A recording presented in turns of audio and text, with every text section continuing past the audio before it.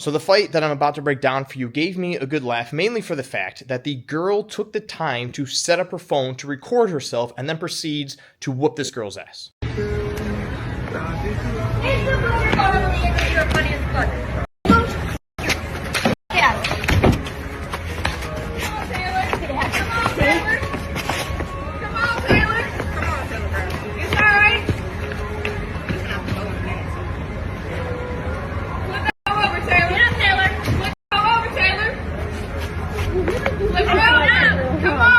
Let me up, Andrea. Let her up. My hand's so Let her up. Hey, let her up. Let her up. I would say that this is probably the number one most common position that you will see people get themselves into in a fight, whether it is for sport or street. Mounted, throwing punches, very common position. However, I do believe it actually is pretty easy to get out of this position if you do this one thing. Check it out. All right, so understand something here, right? When someone's mounted on top of you, and let's just say from like a jiu-jitsu perspective, right? If this is jiu-jitsu and I'm hunkering down, trying to isolate arms and everything, like yes, ultimately he wants to work out of this particular type of situation. Doesn't mean he needs to get back to a top position, but he just needs to get himself to a spot where he can start getting a little bit more on the offensive. Maybe that's half guard, quarter guard, side control, whatever. He's just trying to manipulate himself to get to a spot where I can't attack him as easily. But there's not a huge sense of urgency. Like he can hang out here for a minute while I'm doing this and then wait for his opportunity. Whether it's MMA or street fighting, when someone's on top of you wailing the punches on you, law enforcement, for example, this is high level urgency. He needs to get out of this position as quickly as possible. He does not want to sit here and just block, because at some point one hand's going to get through, and when that hand gets through and his head hits the ground, you're going to start getting more dazed, because remember, every punch is also a hit to the ground as well. Those punches start coming through, fights can be over very quickly. You also, which we saw in this video, if you're the person on bottom, don't be trying to trade punches with the person on top. We have seen people get knocked out in MMA fights from the bottom. It's very lucky. It's not something that you should train, right? Train to get out of this position as quickly as possible. Now, here's what you need to understand. Yes, out of the gate, hands should be up. We should be blocking, moving a little bit. Maybe you get lucky and I miss and I punch the ground. There goes my hand, right? But the more that he starts bumping and moving to try and get me off of him as I'm throwing these punches, I can't punch him. I have to pick and choose. Am I going to sit there and try and hit him, or am I going to sit there and stay on top? If he just starts bumping his hips and I'm just trying to do this, like at some point my hands are going to go down. I physically cannot just stay mounted and wail on these punches. But again, the moment he stops moving, that's where he gets into trouble. So options for getting out of that situation, right? If you need a moment to collect your thoughts, maybe you just got thrown to the ground, he's throwing these punches and you just kind of need to think for a second. Yes, I can bump my hips and hug him. And when I hug him, I'm just bringing my head to his chest. Now, I'm not going to hang out here forever, but this gives me kind of a moment to breathe. The only way he can really hit me, because again, I'm breaking his posture. He's going to literally have to posture himself up and try to peel my face off. Exactly. Then he can go back to punching. But it might give you a few seconds to collect your thoughts, realize you're in a bad spot, and we have to start going out there. But the biggest thing that you want to focus on is trying to get his hands posted on the ground in some way, shape, or form, because that will allow me to start moving. Even if I'm doing like escapes like this, he's still not in a great spot to punch me. He might be able to land one, but again, anytime he goes for a punch, he's giving up that control and allowing me to move, which is ultimately what I'm looking to do. Now, breaking his posture down, we have options for this, right? Obviously, the best one is going to be planting those feet, driving those hips, and again, commit to trying to throw him up and over. So he starts working these punches, boom, I explode, his hands come down. Great, that's one option. Another option from here, I can use one knee, right? I'm going to post with one foot, elevate my hips, and I'm going to use that knee to bump him at the same time. And that's a second option.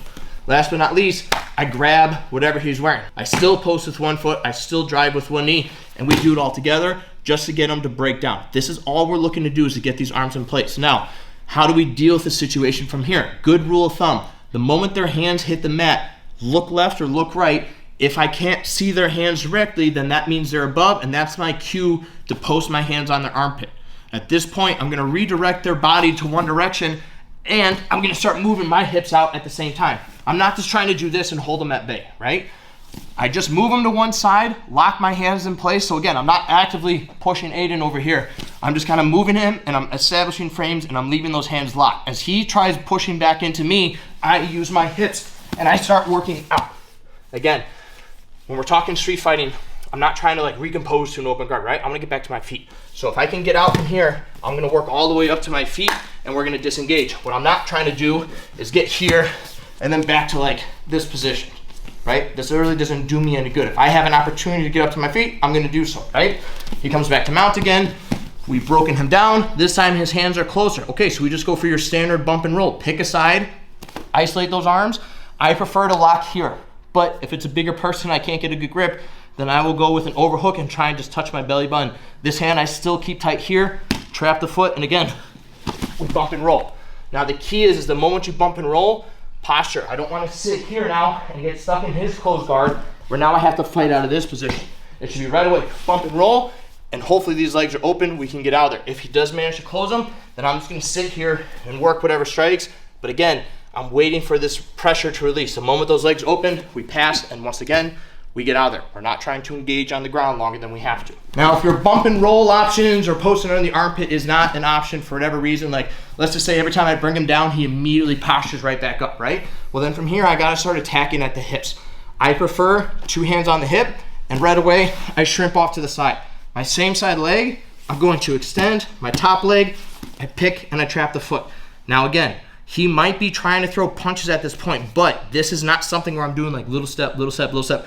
This is all just continuous motion. And as this is happening, he has to focus on trying to hold me down and keep me in place, because every time he goes to throw a punch, he loses that balance and he starts shifting. That's not what he wants. But again, still kind of keep your hands and be ready, tuck your chin a little bit, like still do your best to protect yourself, because again, we're in the street, they're throwing strikes.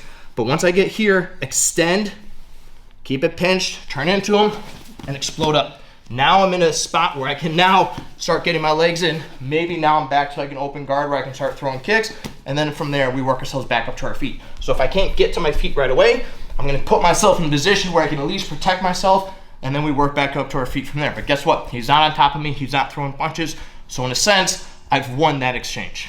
Now, one that I've been playing with, more so in sport lately, I don't know how well this would work in the street just because of concrete and you're gonna be kind of grinding across the ground a little bit. It is an option though. Again, he's throwing these punches. I managed to break his posture a little bit. I'm going to turn my hips on the side. Now, instead of posting on his hips, I'm gonna take my hands, scoop them underneath his leg. Now, in this video, at one point, if you look closely, the girl actually posts up on one foot as she starts throwing punches, because again, she's trying to stay on top, she's losing her balance. This is her way of establishing that balance. This is my way of scooping underneath, and as I try to essentially lift his leg up and over, I'm gonna scoot down, turn into him, come up with the leg, and then from there, I can re-engage if I want to, but more importantly, or I guess a better option would be just get back to our feet and we get the hell out of there. So again, just to kind of sum it up, if we're talking sport and it's strictly grappling, you can be patient, set up your attacks, set up your escapes, do it the right way.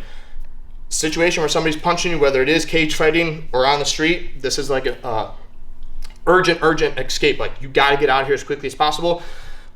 But that starts with you moving, bumping those hips, getting me to post, turning, right? Never allowing me to stay postured.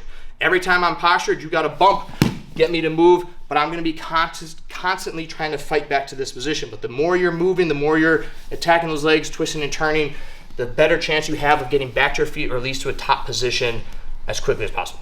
So to sum it up, if you ever find yourself on the bottom, somebody mounted on top of you throwing punches, whether it is for sport or street, it does not matter. The goal is still the same. You have to move as quickly as possible. The moment you stop moving is the moment you are going to get hit. The more that you move, the less you're going to get hit, because the person on top has to focus on their balance and has to focus on controlling you. Now again, these are just some ways that I find to be effective to escape from this type of position. If you want to know what works for you, you know what you got to do. Get out there and go train. Stay safe.